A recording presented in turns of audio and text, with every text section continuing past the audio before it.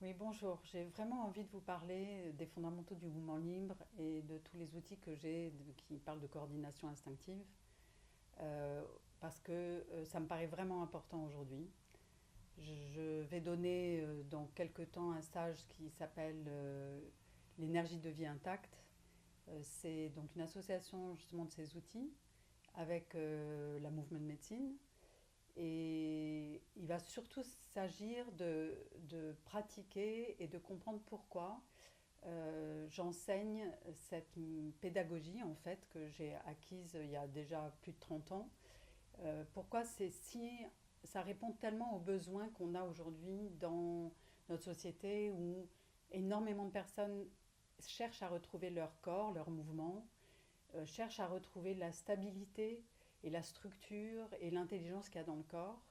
Et donc il y a beaucoup de choses qui sont proposées dans tous les sens en fait. Ça va des choses comme le yoga, mais ça peut concerner la danse-thérapie. Il y a énormément de choses autour de comment se remuscler, comment se retonifier, comment en fait redonner de la place à son corps. Et ça c'est génial. C'est génial, sauf que il y a beaucoup de choses. Et c'est pas si facile ensuite de repratiquer, c'est pas si facile de comprendre qu'est-ce qui fait que au fond le corps retrouve une base qui est fondamentale pour lui. C'est-à-dire comment est-ce que depuis petit on apprend à vivre à travers le fait que on est dans un corps et que c'est en grandissant et avec certaines coordinations instinctives qui se mettent en route spontanément dans le corps, on acquiert des fondamentaux qui sont des fondamentaux de comment on se tient debout, comment on a du rebond, comment on peut courir, comment on peut avancer dans la vie. Mais au-delà de ça, on apprend à vivre en fait. Et cet enseignement, il parle d'outils très particuliers, très spécifiques, qui sont des outils qu'on peut repratiquer chez soi, qui sont simples en fait. Ils sont simples, ils sont ludiques et ils s'apprennent. Comme on réapprend à habiter son corps. On réapprend à habiter par exemple son centre. C'est-à-dire qu'est-ce que ça veut dire d'être ancré.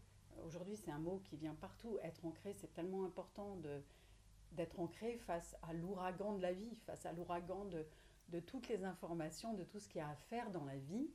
Comment on reste centré, comment on reste ancré et capable à la fois de détente et de vigueur.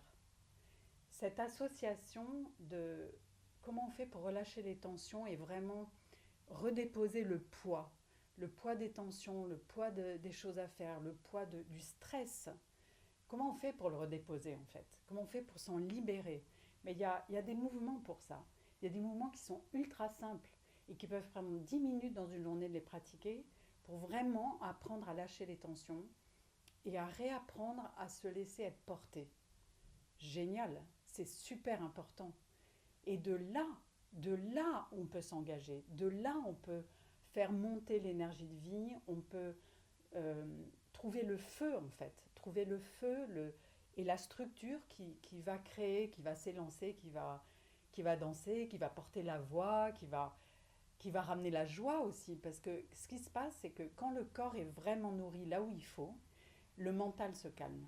C'est-à-dire qu'il y a beaucoup moins de problèmes à résoudre au niveau de la tête parce qu'il y a beaucoup plus de feu et d'énergie dans le corps là où c'est central.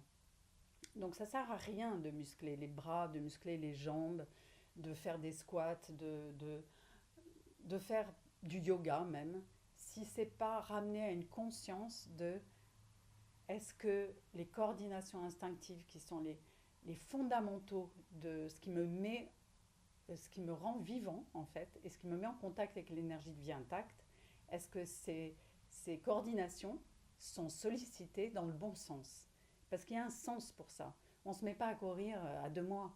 À 2 mois, on commence à libérer sa colonne vertébrale, on commence à pouvoir l'investir de tous les petits mouvements qui l'ont renforcé. Alors on va se retourner, on va se redresser sur les bras. Tout ça, ça vient avant d'engager le bassin. Et l'enfant, il est capable de faire tout ça sans se contracter. C'est-à-dire comment on fait pour acquérir de la force sans stimuler les tensions. Bref, tout ça, c'est un acquis que j'ai du fait d'avoir grandi en Afrique, mais surtout d'avoir rencontré une pédagogue qui était une élève d'Isadora Duncan et qui m'a transmis ces outils. Et quand je dansais depuis toujours, quand je l'ai rencontrée, j'avais 33 ans, et je me suis dit, mais c'est marrant, quand je pratique avec elle, je comprends comment je vis. En fait, mon mouvement, avec ses limitations, me reflétait vraiment mes tensions et mes limitations dans ma vie. Et donc j'ai adoré apprendre des mouvements qui me parlaient de moi, qui me parlaient de ce que je pouvais rectifier dans mon mouvement, mais dans ma vie aussi. Donc voilà, j'avais vraiment envie de vous en parler parce que certes, je vais donner un stage à Biarritz le 14 et 15 qui vont introduire ces outils. Mais au-delà de ça, j'ai décidé de former des formateurs. J'ai décidé de rendre ces coordinations instinctives qui sont vraiment des fondamentaux du mouvement libre, de les rendre accessibles et de les diffuser en fait parce que voilà, j'ai plus de temps à perdre, j'ai envie de les donner, j'ai envie de les faire valoir dans un monde où on se rend compte combien le corps est absolument le centre de l'habitat de notre âme en fait. Et c'est chouette que tout le monde ait envie de revenir à cette intelligence du corps. Et donc je suis ravie de vous transmettre ça. Bonne suite à vous.